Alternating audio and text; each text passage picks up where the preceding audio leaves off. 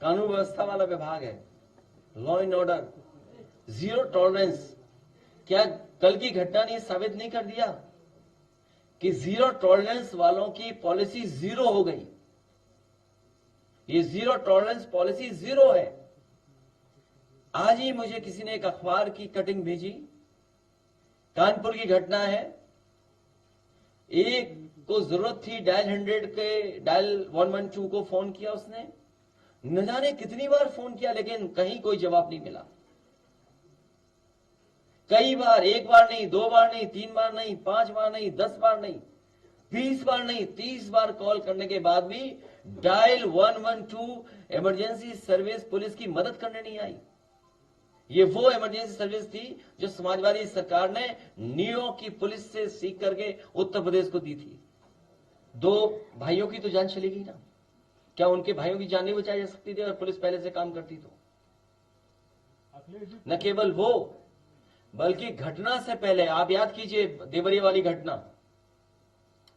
देवरिया की जब घटना हो गई, विपक्ष ने सवाल उठाया, परिवार के लोगों ने सवाल उठाया कि प्रशासन की नाकामी थी। तो बताओ, 30 अधिकारियों को उन्हें सस्पेंड करना पड़ा था। 30 अधिकारी सस्पेंड हुए थे। ऐसी कई घटनाएं हैं जहां घटना होने के बाद सरकार ने कार्रवाई की, अधिकारियों को हटाना पड़ा। तो अपनी नाकामी को छिपा नहीं सकते इस तरीके से। ये इनकाउंटर से नाकामी नहीं छिपनी है। मुझे याद है जौनपुर में फेक इनकाउंटर किया गया। अभी प्रतापगढ़ की घटना है जहां एसटीएफ का एक कस्टोडियल डेथ है प्रतापगढ़ की, उसमें आपने क्या कार्रवाई की? या मुझे जौनपुर में याद है पुजारी यादव, जिसका फेक घटना हुई थी, उसके बाद एसटीएफ के लोग पहुंचे, जेल गए। अब कई लोग दबाव बना रहे थे कि केस वापस ले ले परिवार। जब गांव वाले निकल करके आ गए तो पुलिस के लोग कहते हैं कि हम बिजली का बिल लेने आए थे। रात में बिजली का बिल लेने कौन जाएगा प्राइवेट ड्रेस में? सोचिए आप।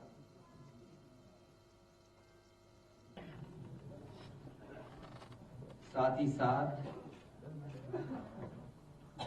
जनता दल सेकुलर के जितने भी पदाधिकारी और दूसरे प्रदेशों के मुख्य नेता और संगठन के जिम्मेदार पदाधिकारियों का मैं आज समाजवादी पार्टी में शामिल होने पर बहुत बहुत स्वागत और बहुत बहुत बधाई देता हूं।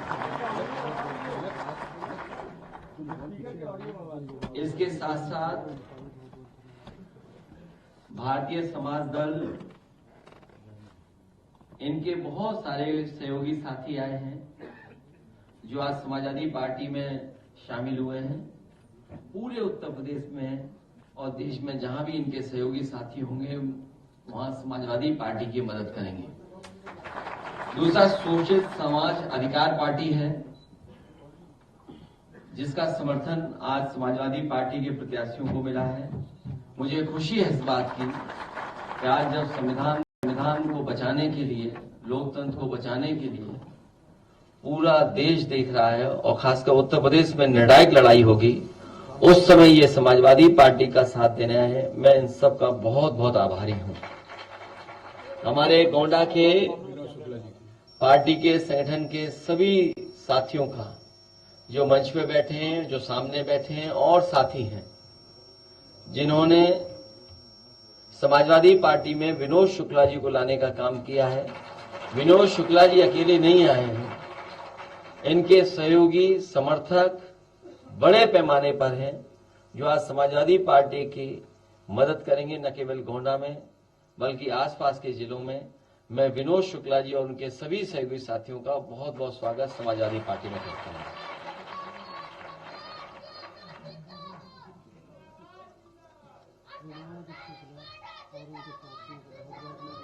इसके साथ साथ हमारे राजकुमार गौतम जी, इसके साथ साथ हमारे साथ जो आज अपने सभी सहयोगी साथियों के साथ समर्थन देने आए हैं, राजकुमार गौतम जी बहुत ही दिनों से लगातार पूरे प्रदेश में इनके लोग काम कर रहे हैं, जिलों में और मंडल स्तर पर इनका संगठन है, इनके पदाधिकारी हैं। इन्होंने जिम्मेदारी ली है कि समाजवादी पार्टी के जहां जहां प्रत्याशी होंगे या गठबंधन के जहां जहां प्रत्याशी होंगे उनका सहयोग करेंगे, मदद करने का काम करेंगे।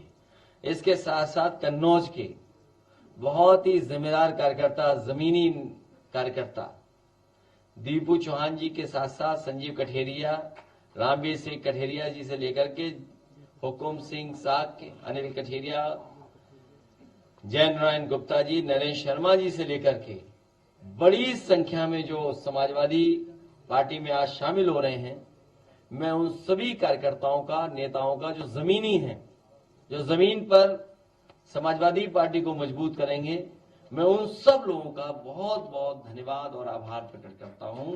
आज वो हमारे साथ इस लड़ाई में हमारा साथ दे रहे हैं। भारतीय समाज दल के राष्ट्रीय अध्यक्ष नारायण राजभर जी,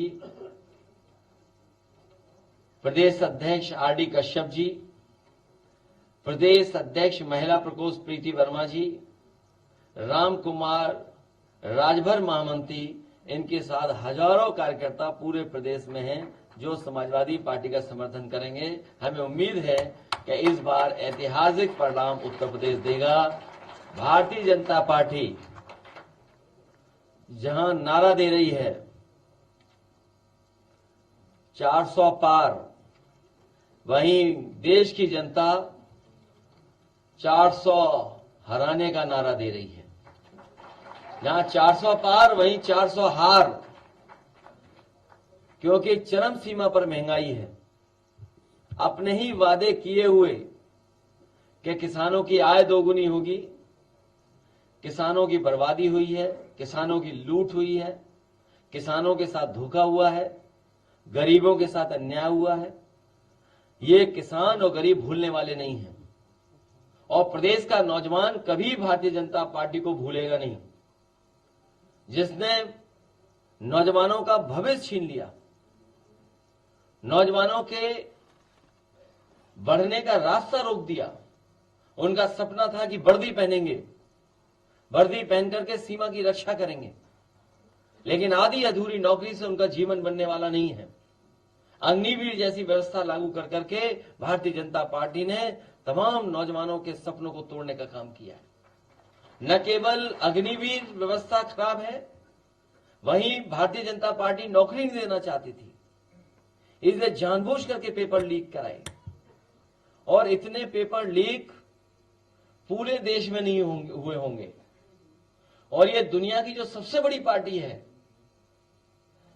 दुनिया में भी सबसे ज्यादा लीक पेपर अगर कहीं हुए तो उत्तर प्रदेश में सबसे ज्यादा लीक हुए। दुनिया में इतने लीक पेपर कहीं नहीं हुए होंगे किसी परीक्षा के, जितने उत्तर प्रदेश में हुए हैं। वही गणित, 60 लाख बच्चे, उनके मां बाप, 60 लाख गुणा 3, 1 करोड़ 80 लाख, 1 करोड़ 80 लाख का भाग 80 लोकसभा से दे देंगे तो 2.25 लाख वोट इनका हर लोकसभा में कम हुआ है। वो तमाम नौजवान इंतजार कर रहे हैं जिन्होंने समय गुजारा है लखनऊ में, या तमाम नौजवान इंतजार कर रहे हैं वोट डालने का जिनका भविष्य इन्होंने अंधकार में डाला है। नौजवान यहां आते थे अपनी नौकरी मांगने, अपने साथ न्याय हो, उनके साथ आरक्षण के साथ खिलवाड़ की, नौकरी के साथ खिलवाड़ की, उनको सम्मान भी नहीं दिया। इस बार पूरे उत्तर प्रदेश के लोग तैयार हैं भारतीय जनता पार्टी को हटाने के लिए। और इस लड़ाई में जो हमारा साथ देने आ रहे हैं, मैं उन सभी साथियों का बहुत बहुत धन्यवाद और आभार प्रकट करता हूं।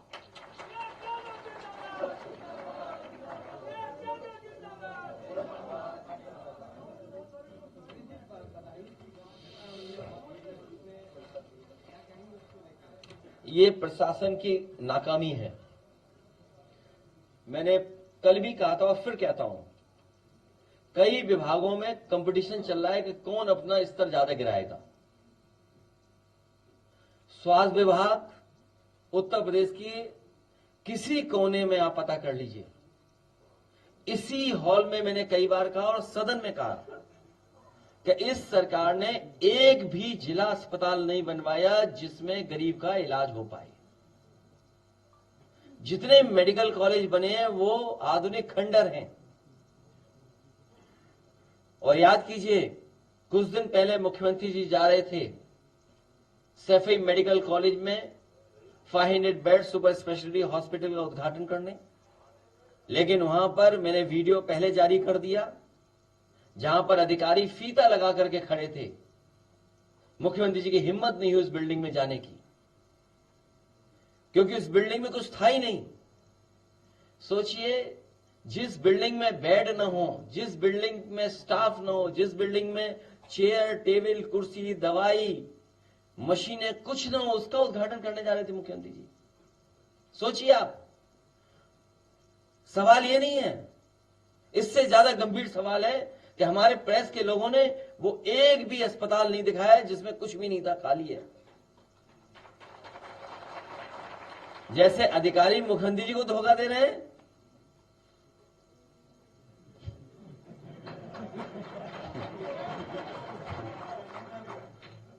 तो ये जो मेडिकल कॉलेज बने खड़े हैं, कहीं इलाज नहीं मिल रहा। कहीं इलाज मिल रहा हो तो बता दो आप। और इसी तरह ये जो आपका कानून व्यवस्था वाला विभाग है, law and order, zero tolerance, क्या कल की घटना ने साबित नहीं कर दिया कि जीरो टॉलरेंस वालों की पॉलिसी जीरो हो गई? ये जीरो टॉलरेंस पॉलिसी जीरो है। आज ही मुझे किसी ने एक अखबार की कटिंग भेजी, कानपुर की घटना है। एक को जरूरत थी डायल 100 के, डायल 112 को फोन किया उसने, न जाने कितनी बार फोन किया, लेकिन कहीं कोई जवाब नहीं मिला। कई बार, एक बार नहीं, 2 बार नहीं, 3 बार नहीं, 5 बार नहीं, 10 बार नहीं, 20 बार नहीं, 30 बार कॉल करने के बाद भी डायल 112 इमरजेंसी सर्विस पुलिस की मदद करने नहीं आई। ये वो इमरजेंसी सर्विस थी जो समाजवादी सरकार ने न्यूयॉर्क की पुलिस से सीख करके उत्तर प्रदेश को दी थी। जिस तरीके से न्यूयॉर्क की पुलिस डिपार्टमेंट जो रिस्पांस सिस्टम है उनका, उसी तर्ज पर उत्तर प्रदेश को रिस्पांस सिस्टम पुलिस को दिया था। तो ये पूरे प्रशासन की नाकामी है, और प्रशासन इसलिए ढील छोड़े हुए है क्योंकि उससे वो पॉलिटिकल लाभ उठाना चाहते हैं। हर घटना से पॉलिटिकल लाभ उठाना चाहते हैं। जब इनके मंत्री, विधायक या पूरा विभाग दूसरी चीज में लगा होगा तो कब व्यवस्था बनाएंगे? एक मुझे वीडियो मिला मां गंगा का गंदगी का, हमने ट्वीट कर दिया, अधिकारी सफाई करने पहुंच गए। मैंने केवल वीडियो ट्वीट किया था और आप देख लीजिए, अधिकारी पाइप लेके पानी का, बोलो गंगा में पानी इतना, और पाइप से सफाई कर रहे थे। बताइए, घाट कमाल है इनका। तो ये सरकार जाने वाली है, हर बात पे इन्होंने झूठ बोला है। यहां ये अखबार के लोग हैं, ये गोमती की फोटो छापते हैं आप। आज भी कुछ अखबारों में तस्वीर छपी है गोमती के, 3000 करोड़ रुपए खर्च हुआ है। सोचिए आप, 3000 करोड़ रुपए खर्च हुआ गोमती की सफाई में अभी तक, और गोमती का नाला बह रही है। ये यमुना के किनारे, ये भी गर्मियां आएंगी, आप देखना यमुना सूख जाएगी। मई जून आएगा, आप देख लेना पैदल गंगा चले जाना एक कोने से दूसरे कोने। कौन जिम्मेदार है नदियों की बर्बादी के लिए? यही बीजेपी के लोग। इसलिए पीडीए परिवार इनको हराने जा रहा है। पहले चरण का नामांकन शुरू, क्या चीज?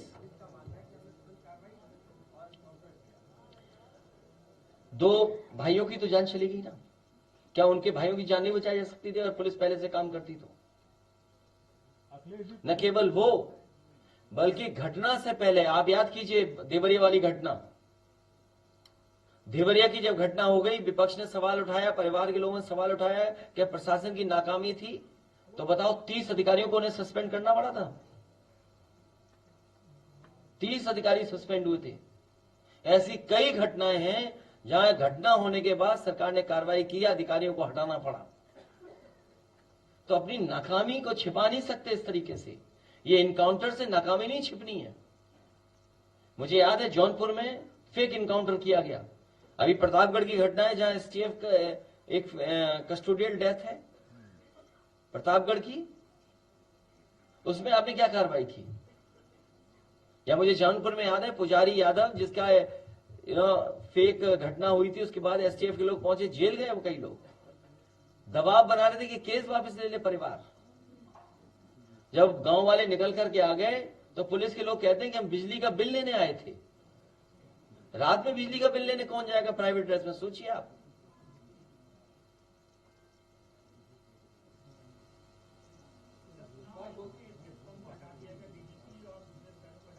आप भी ना समझो,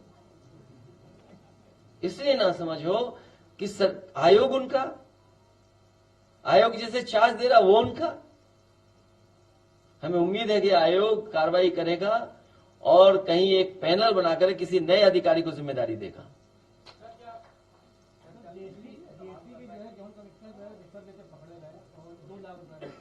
और ये जो इलेक्ट्रोल बॉन्ड वाले पकड़े गए,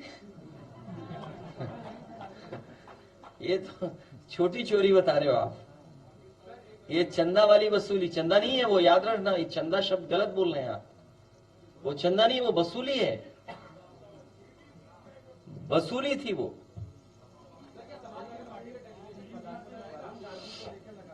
हमारे लोकल कार्यकर्ता जो परिवार के बीच पहुंचेंगे। किस पर तुष्टिकरण कर रहा है अपोजिशन, क्या तुष्टिकरण कर रहा है?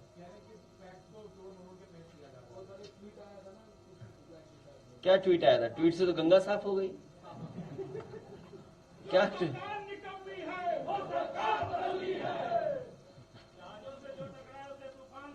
अच्छा ठीक काम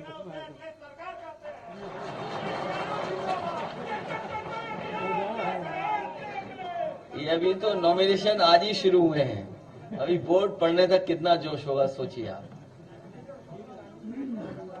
नॉमिनेशन शुरू हो गया है। तो मैं बधाई देना चाहता हूं जो नामांकन के अपने कागज तैयार कर रहे हैं उनके। मैं बधाई देना चाहता हूं सब लोग।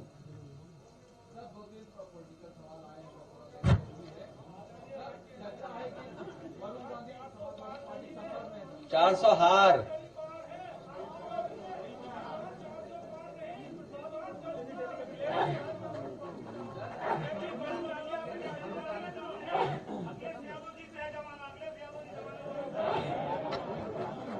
सवाल हो जाने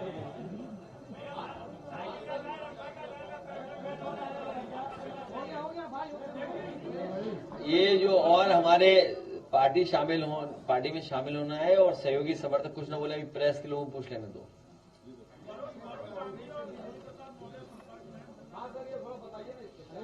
नहीं हमारे कोई संपर्क नहीं, हमारे पे कोई संपर्क नहीं। आपसे सच तो बोलता ही हूं मैं।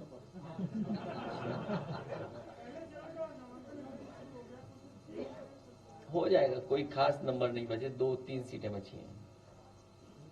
बीजेपी की सूची कब आ रही है? कब आ रही है? हैं? वो बता रहे 22 नामांकन खत्म होने के बाद। चलिए ठीक है।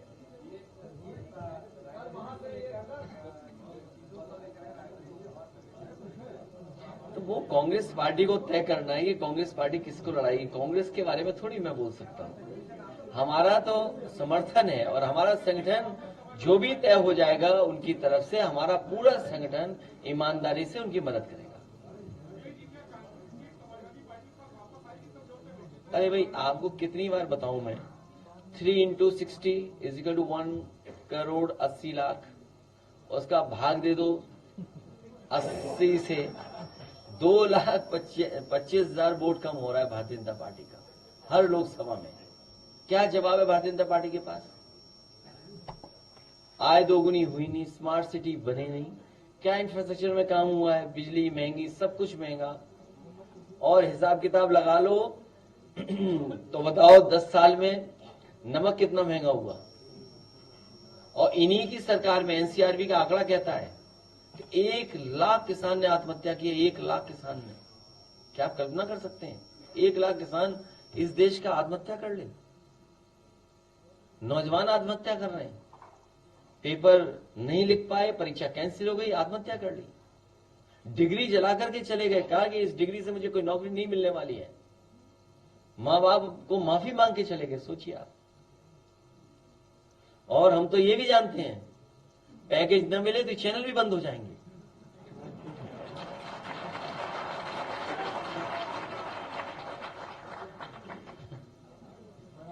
अखिलेश जी अब गाना सुना है नहीं सर, सवाल है। बाबू सिंह कुशवाहा क्या आ रहे हैं साथ में? तो क्या करते अरे भाई आ रहे हैं कि आप किस चैनल के रिपोर्टर हो, किसी व्यक्ति के रिपोर्टर मत बनो भाई।